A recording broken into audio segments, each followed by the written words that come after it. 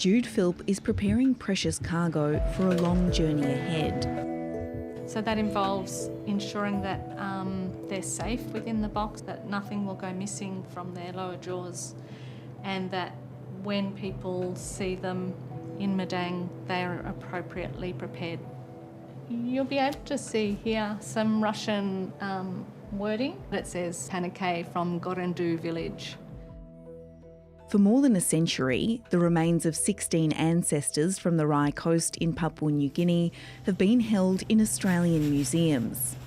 They were collected by Russian explorer Miklouho-Maclay. He went across different islands in the Pacific, but it's his 2 years on the Rai Coast of Madang that he's most famous for.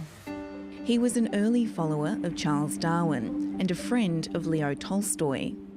From the records that I read and from the images that I've seen, I'd say he was a really dedicated, highly intelligent man who was eccentric for his time.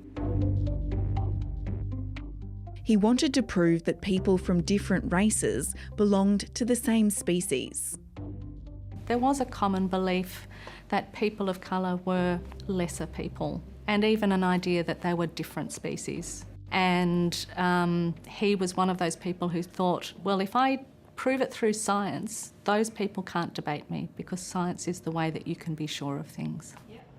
Now, the Chow Chak Wing Museum at the University of Sydney is handing over their care. So we received this request in November of 2023 for the return of 16 ancestors from Ancestral Bay, from the Chow Chak Wing Museum to there. Yeah, I'm excited. It's a big responsibility, so excited doesn't quite capture it. 3,000 kilometres away in the PNG province of Madang, a descendant of explorer Miklouho-Maclay is waiting for the skulls to arrive. And I think for families of Rai Coast from Papua New Guineans, it is very important when we show that we save their history and we think about their history and we are proud of their history, and it is important. Retracing his great-great-uncle's footsteps, Nikolai Jr. helped the villagers compose the request for their ancestors to be returned. I think it is work which started firstly because locals really want to get their ancestor and buried its motherland. After more than a week of travelling, first via road, then by plane, the remains have arrived in PNG for the final leg of their trip, this time by boat. Nikolai Miklouho-Maclay first made his journey along the Rai Coast in 1871, visiting and getting to know villagers. These human remains were given to him by 6 villagers in the area in 1876. Now, almost 150 years later, they're finally returning home.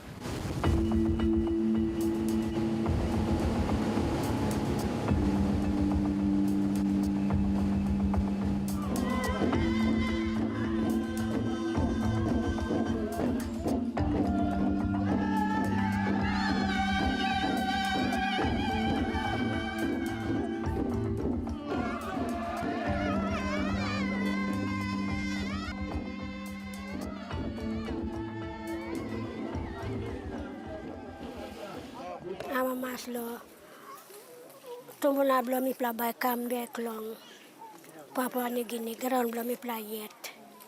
When they left here, the skulls left here, we know nothing. And my ancestor didn't tell me anything about it.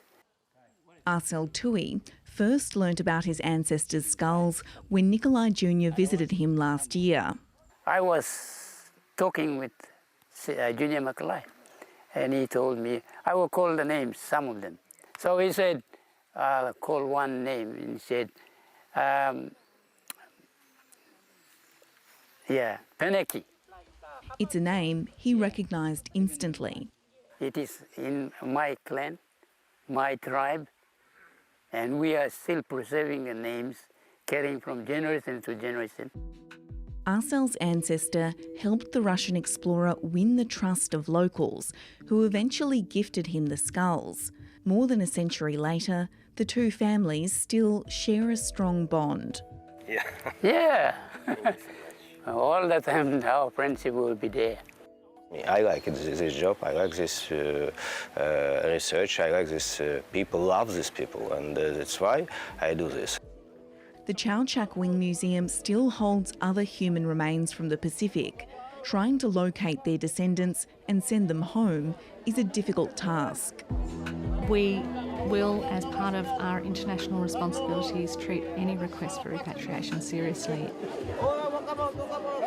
Any community that's receiving their ancestors home again, this is the feeling that they have. There's great sadness, there's confusion at first, and then relief and joy. Me feeling worried. Why? Because I'm losing me. I go out. I stop long ground belong all white man. Now I come back again. Na mi hamamas. So me like him also. I'm going to ground belong me by me hamamas. I no can angkamat mo.